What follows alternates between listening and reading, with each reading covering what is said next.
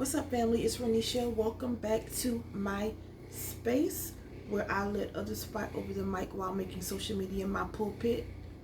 This video is different. It's about DoorDash, and I'm actually going to separate the DoorDash and the Grubhub. I drive for both, but because some people drive for one and not the other, I'm just going to split it up. Although a lot of this stuff is very similar, there are some differences that I'm going to break down in each video, but a lot of it is similar. So it's going to be 3 parts. The first 2 parts will be for beginners, tips and tricks, and then I'll do a third video about how to maximize your profits with Grubhub and DoorDash. That's going to be one video. I'm also going to do a video comparing the two, and I'm going to let you know how much I make and all of that good jazz, which I'm sure you're interested in. So let's get it started. First of all, you all don't drive with your mask on. I don't know why people are doing this. It disturbs me. Every time I see somebody driving with a mask on, I'm like, sis, bro, what are you doing? Like, I don't want you to pass out behind the steering wheel. I don't want you to hit me. You know what I'm saying? So take your mask off. It's not that deep. You can take it off in the car. Let me also say this, because there may be people, you may have already started driving for DoorDash. You may be thinking about driving for DoorDash. You may be nervous about driving for DoorDash because of the pandemic. If so, go check out my video that I did, some safety tips. But I promise you, in that video, you'll see it is not that bad, you all. So you don't have to be nervous. Also, don't let other people talk you out of it. If you might be a college student, you may be somebody that lost their job because of the pandemic or got laid off. Listen, DoorDash and Grubhub, they're great sources of income. You may have to do a waiting list just because with so many people being off due to the pandemic, I think a lot more people start applying for DoorDash. So there may be a wait list. I don't know. It depends on your area. But if you want to try this, I say check it out. You get to set your own schedule. If you don't like it, stop. So I think you should check it out. I'm going to give you 1, 2, 3, 4, 5 tips in this video, and then there's going to be a part 2. So don't worry, I got you. And if there's anything you have a question about, leave it in the comments and I will try my best to assist you. So this isn't really in a particular order. I'm going to say tip 1, tip 2, tip 3, but it's not in a particular order. So tip number 1, I call it the hazing process. You're going to get offers for like $3.50, $4. I mean, you're going to get some low paying offers, okay? Especially when you just start out. I don't think you should take an offer under $5 or $6. And I'm being generous with the $5 or $6 just because you're just starting out. You do want to get some coming in so that you can get some of the ratings up. I'm going to talk about the ratings in a different video. But I wouldn't take, even as a beginner, I wouldn't take anything under $5 or $6. And even with that, I will look at the mileage to see how many miles they want you to go. So when the order pops up on the screen, it's going to show you the mileage. If it's like 10 miles, $5, you can decline it. You don't have to accept it. So if it's like a $5 order and it's just a couple miles or 1.2 miles or 2.5 miles, I would take it $5 or $6, but I wouldn't take anything other than that under as a beginner. Now, it will cause your acceptance rating to go down. When your acceptance rating is higher, you get orders faster. However, if you want to maximize what you're doing, I would not suggest that you take orders under $5. My opinion, $5 or $6. So yeah, be aware of that. If you hit decline, it's just going to take that order away. It'll run you a new order that's going to be paying more. Sometimes the system is like high or something, and it'll still give you an order that's paying less. Decline and wait for an order that's paying $7 or $8. The second thing, hotspots. You all, this is a huge mistake that I made. And I even had people that was doing DoorDash. I have my laptop, y'all. I had people that were doing DoorDash, and they were like, well, one person, and they were like, yeah, Renisha, just go to a hot spot and you're gonna get an order. Listen, the first day that I did DoorDash and I went to a hot spot, let me tell you what it was. There was a McDonald's here, and that's why I thought, now I was not familiar with this area at all. I knew it was this particular area. I knew it was a money area, a wealthy area, but I wasn't familiar with anything. It was like my first time in the area. There was a McDonald's, and then there was a Walmart. So the app told me this is a hot spot. Sit here to get orders. You all, I was on the phone with one of my friends talking away. 30 minutes rolled by, no order. So I'm like, this is weird. I'm just talking. Next thing I know, an hour, no orders. And I was like, they're saying it's a hot spot. I don't understand. And I promise you, Holy Spirit was like, Renisha, go back to the area where Sonic is.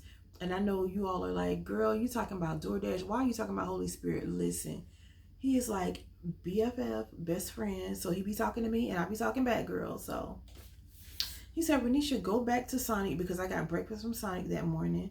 He said, go back over there. You all, it was over an hour, first of all, that I wasted, because I was just talking on the phone, sitting there at the hot spot because DoorDash told me to. So I drive back across town, kind of 10-15 minutes away, to the Sonic that I went to, and there were other restaurants over there. I started getting orders just like that, and I'm like, well, why did they tell me it's a hot spot? Let me tell you, hot spots are not really hot spots, okay? Now sometimes they do good about the hot spots, trying to make sure I don't go over my time. Sometimes they do good about the hot spots, like Chipotle is a hot spot in my area. So where Chipotle is, there's Chipotle, there's Potbelly, there's a mall, the mall with multiple restaurants, there's Chili's, there is Chick-fil-A. So you have all these restaurants, Buffalo Wild Wings. So of course, that's a good place to just go sit and park. You're going to get an order.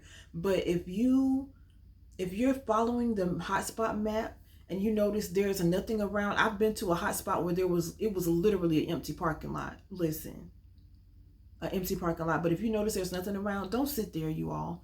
Drive. If you know the area, drive to the different restaurants you know about, and give it like a couple of minutes. You should get an order. If not, you need to go drive somewhere else.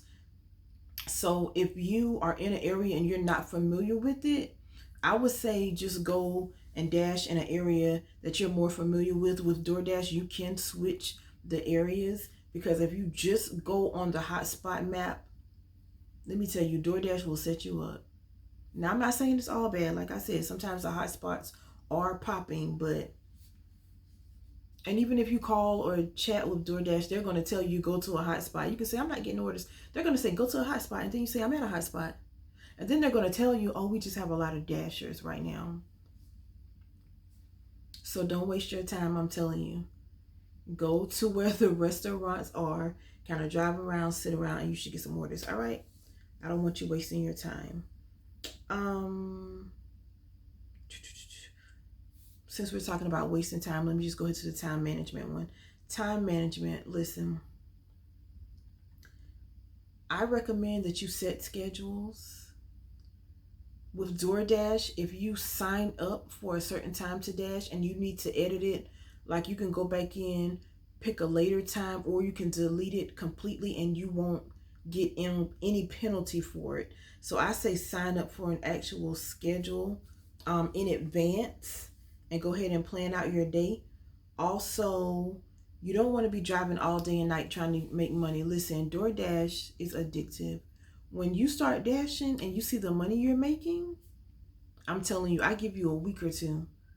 It's going to be addictive, but you don't let it take over your life. Set a schedule. Say, okay, on this day or these days, I'm going to dash this amount of time. Set goals for the week. I want to make this amount per day or this amount per week. Like for me, my goal was $50 per day. And I wanted to work like 5 days a week. So $250 a week. When I saw the money I brought in the first week, I was like, oh, my goal is too low. And I'll talk about that in another video. But yeah, don't let it take over your life. It really can affect relationships. I had this guy who probably is going to see this video, and we were conversing or whatever. And he used to complain because I used to DoorDash like all the time, and he didn't want me out after a certain time. And he's like, you're choosing DoorDash over me. And yeah, it is addictive though. Protective equipment and using your hot bag. So these bags behind me, these are the hot bags. Make sure you use them. They will keep the food hot. I promise you. It may not look like much, but if you put their food, hot or cold food, in these bags, it's going to stay that temperature. You can drive 30 minutes away and I promise you it'll still be cold or it'll still be hot. So do that. And the last tip, your appearance. Sorry guys, my video cut off because I need to clear the memory. I need to delete some stuff out of my phone. But yeah, so appearance is the last tip I was giving you. Tip number 5, appearance. Listen, I have seen people actively door dashing at restaurants that literally look like they just rolled out of the bed. I was embarrassed to be a dasher just seeing them. It matters, okay? What you wear matters. I've seen people door dashing in pajamas, hair a mess, male and female. How would you feel if you ordered food and somebody came to your door in pajamas with undone hair to give you your food? I would probably throw my food in the garbage. Your appearance matters. I'm not saying you have to dress up. Now, I like dressing up. I recommend that you wear sneakers. I have door dashed in heels. I have dashed in cute little sandals, but even with the flat sandals, I don't recommend it. And let me tell you why. I have had people who allowed their animals to chase me. I've been chased by 2 dogs. The people let their dogs run past them, and then they had the nerve to tell me, oh, don't run, they're not going to do anything. A dog ran up to me today, as a matter of fact. I didn't have to run. I didn't have to run because the dog ended up stopping the owner. Yeah, so I didn't have to run, and this was a neighbor's dog. But yeah, I recommend that you wear comfortable sneakers just because you never know when you're going to have to run. Like I said, 2 people let their dogs run past them and then told me, oh, they're not going to bite.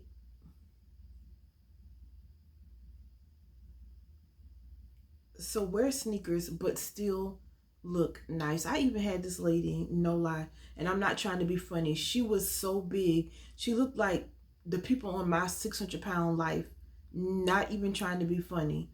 So I was about to leave her food on the porch until she opened the door. So her dog is barking, like trying to get at me, and she's like, oh, he's not gonna bite. And I told her, I was like, no, hold on, I've been chased by dogs, so let me put the food down and get back in my car first. She's still trying to open the door and the dog is trying to get me. You all, I put the food down. I literally run back to my car, right? She said her dog wasn't going. Okay.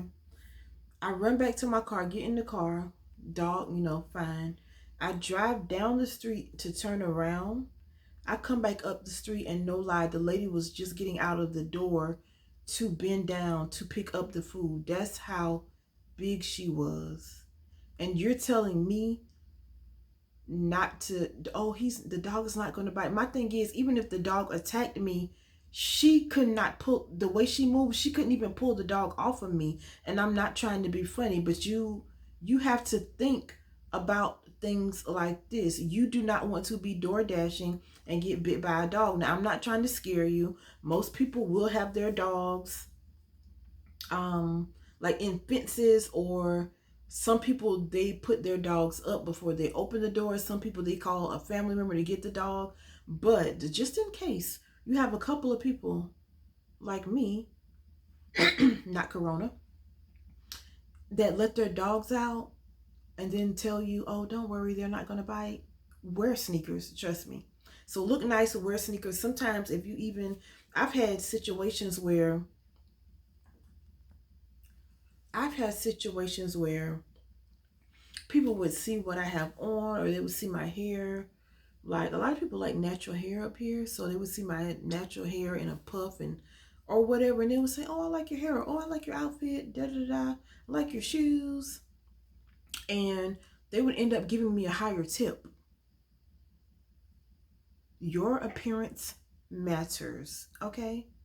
So make sure you look nice. So just to recap, the 5 tips. In the beginning, you're going to go through a hazing process where they're going to give you low-paying orders.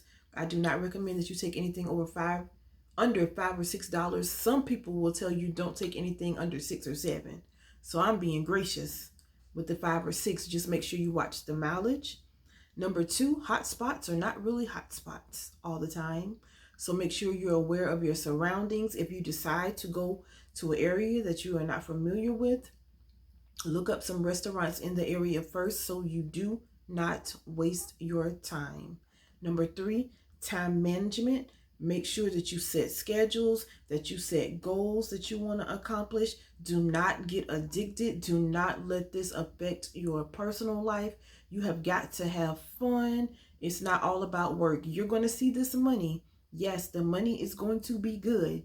If you work it, it's going to work for you. However, it's still work. And you don't want to be working all the time, okay?